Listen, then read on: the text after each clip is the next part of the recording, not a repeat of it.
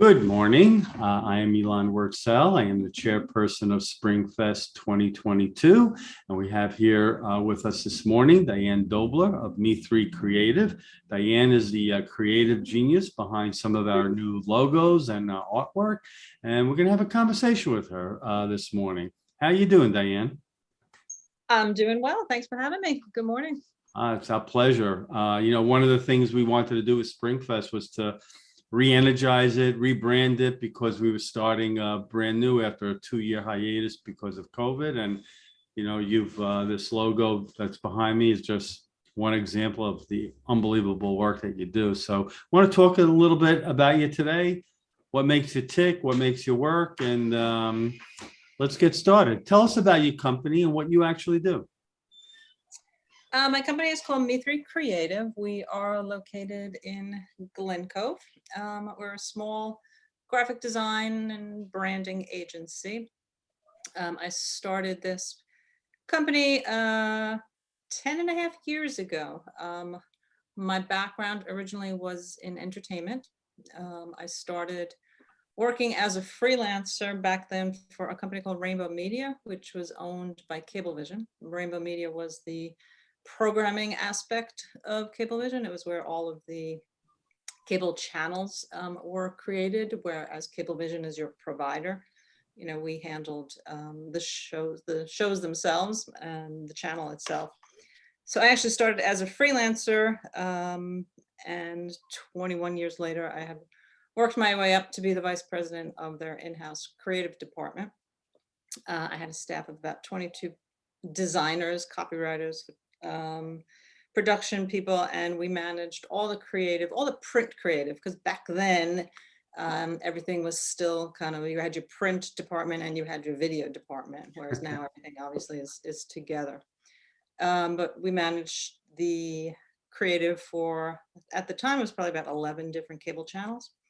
Some of them you're probably familiar with: American Movie Classics, now called AMC, the Independent Film Channel, Fuse, which was a music station, WeTV, which back then was women's television.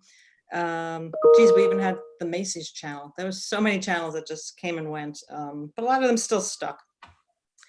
And then probably about 10.5 years ago, they decided to, like a lot of companies were doing, to let go of their in-house creative services department and physically lay everybody off. So over the course of about 8 months, we had to dismantle the agency.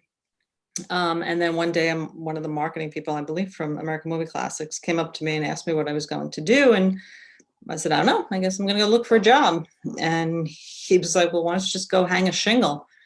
And it never even dawned on me. He's like, look, he said, they're not getting rid of the work. They're just getting rid of the department. So I was like, wow, okay. So thus, I actually was with another company at the time. It was a company called Hit State, that we just kind of hung a shingle and really took on as much of the creative work as we could. So that's when I started kind of my own agency. Over the course of 10 years, we kind of renamed, brought in some additional partners. We were literally sitting around a table with 2 other designers that I worked with, asking if they wanted to be a part of another company. And one guy said me too, and then the other guy said me 3, and thus me 3 was born. It's literally how the name kind of came about. And over time, things didn't work out as well as we thought. So I kind of just went off on my own and bought out Me3 Creative. I should rename it to just Me1, I guess. But Me1, WON. So Dan, let me ask you something. What is graphic design, and why is it important for a business? It's more than graphic design. It's really your brand. It's how your messaging gets across. I mean, I'll use the SpringFest logo as an example. You want to look at something and get a feel for what you're going to get out of it. So hopefully the SpringFest logo is showing you a colorful, fun event that you can come attend. So design really feeds anything that you do, from, your business card is a first impression that you make. A menu in a restaurant is it's also a piece of design. It's going to draw your eye to purchase certain things over others. It just helps the flow of how you read things. So, I mean, graphic design is it's kind of everywhere. So, Where do you draw your inspiration, in coming up with, the designs that you do come up with? Because I've seen a lot of your work, and I've really been impressed with your SpringFest work. What's your inspiration for all that? I think I get inspiration everywhere. I mean, I follow a lot of different designers. I'm constantly looking at design. If I'm out, you just kind of look at everything. And I don't mean even just printed things. I'm looking at the colors. I've said this in my yard, and I'll get inspiration from different color combinations that I might see in nature. Different, it's just kind of everywhere. I don't know. it's I'm just constantly looking at things. So, just to kind of get inspired. I don't know if that answers your question, but what's the craziest thing that you've ever had to work on besides SpringFest? Besides SpringFest, we were doing a trade show in California. It was an outdoor trade show, and I forget why, but the client wanted an ice skating rink. So we had to figure out how to set up an ice skating rink and brand it outdoors in California. And somehow we did it. We did do it. So, I mean, that was a little crazy, but that was fun. God, I'm trying to think crazy. I'd have to think about that a lot, because there's been a lot over the years. What's the most common thing that you do for businesses? If you did a survey of 100 of your clients, what's the most common thing that you see that you're asked to do? I would say right now is probably a lot of email marketing. A lot of campaigns over email is a big thing, or a lot of like updates to website, or posting things on people's websites that can then be downloaded. So there's definitely a lot of that. A lot of updates to logos. People are constantly wanting to rebrand or refresh their logos. Is it important to refresh, your marketing materials, your logos, or should you, be, the same forever? What do you think? It really depends on you and your brand. If you've changed, then your brand and your look should change. There are plenty of logos and design that are they work, now as well as they did, 20 or 30 years ago, because they're simple and they still reflect the identity of the company. I just think it's important, if you yourself have changed, that you should then update your materials. And if they start to look outdated, then obviously you should update them. And it's also not just how your materials look, it's also your voice. If you have changed how you speak about your business, then you should take a look at not just updating the design, updating the content and the copy. I mean, your voice is really just as important as your look. What do you mean by that, Diane, your voice? It's how you speak about yourself, how you define your brand. Easy example, a company could just get more organic over time. So now you want to change your verbiage to let people know that, your products are more organic, they're more safe. During COVID, I mean, everybody had to go in and speak about how they were reinventing their businesses to be COVID compliant. So you really want to make sure, you're speaking about that properly. Okay. Diane, you mentioned COVID. Businesses the past couple of years have really struggled. What would you recommend to a business that wants to jumpstart things again and, get out of the doldrums of COVID and the pandemic? It's a good question. I would say just kind Diane, of I only ask good questions. I I'm know sorry. it's gonna stump me, I should have had more coffee this morning. You have to get out there and let your clients know that you are here and you're back better than ever. Let them know any updates that you've made due to COVID. Let them know if you're a brick and mortar, that you're a safe company and why you're a safe company to come in.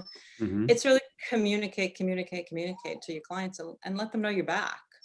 Or that you never left, or that you've changed. And you can do that through emails, you can do that through phone calls, you can do that through mailers. And also, your website, posting things on your website to let people know. And is it fair to say that across all these platforms and methods that you want the brand, the design, the image to be consistent? You don't want to have old stuff, mixed with new stuff? Absolutely.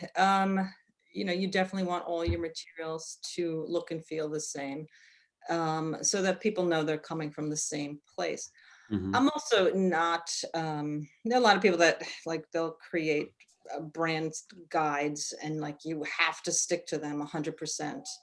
I always feel like, those are guides. It's not to say that you can't deviate slightly from them as long as they're falling within that structure. Because you also just don't want to be so rigid that you don't explore your brand a little bit more and evolve it over time. Right. So I always say it's brand guidelines.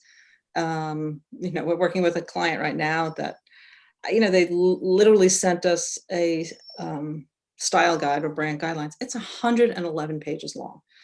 And it's just so restrictive that you don't know what you're supposed to do. It's down to the tint that you have to use. It's almost like you're restricting any creativity because you're being so rigid, which you don't want that. All right. Dan, what have you done in the past couple of years to adapt to the pandemic and COVID? And is there anything that you're going to continue to use that you found to be successful? To be honest, a lot more online networking groups, which I've been exploring because obviously we were doing everything in person. I'm trying a new one on Friday morning, just to kind of have more exposure. You don't realize how much exposure you can actually get, obviously, when you go online. So that's been good. I was remote before the pandemic, so it didn't really change my business too much. Right. So I just kind of continue to work at home. Let me ask you this question. It's a two-parter. What's your favorite color? And is there a favorite color of the year? Well, the Pantone color of the year is periwinkle. All right. Periwinkle wins 2022. And what's your favorite color of all time? Blue, but kind of more of a tealy blue than just like a Tiffany blue. So, all right. I like all colors. Well, as a graphic designer, I'm sure you have to use the whole palette to be successful. Diane, let's shift gears a little bit. Who would you say are your role models or mentors? My mentor was probably always my dad. He was just, he was a successful businessman, came over from Europe, started his own business. So I think I get a lot of my entrepreneurship from him. He just always believed in working hard. And if you work hard, it will pay off. There's no BS with him. You just do a good job and that's all that matters. And to be very ethical and to be very honest. So it's probably my dad, to be honest. And then my first boss was probably my second mentor. Okay. Diane, here's a zinger for you. You're on a deserted island. You could have one book, one food, and one activity. What's it going to be? My goodness, Elan. At least you get three things. I'd have to think about, I'm going to say a book would be a sketchbook so that I could All draw. right. You got to have a pencil or a crayon or some writing You instrument. can use mud or you can be creative. It's true. What was the other one? One food? One food. What's your favorite food in the whole wide world? Wow. Do I have a favorite food? Oh man, like right now my favorite food is Brussels sprouts. I don't know why, but, All right. And how about activity? on an island, it would probably be windsurfing because I couldn't run too much. So I'd say windsurfing. All right. So you're a big runner? I'm a big runner. I've done 6 marathons. So looking for number 7. So All right. Where's number 7 going to be? I'm not sure. I'm not sure. I have to, my last one was Berlin. So I have to find a good location, but I also have to find some people to do it with me. All my friends have said no to doing any more marathons. So. All right. Are you interested?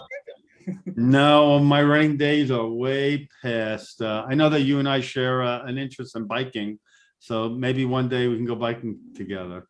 There you go. So Diane, I just would like to wrap up, our chat, and if you could tell us in a few words what motivates you and what makes you, successful and better than, the graphic designer, marketer next door.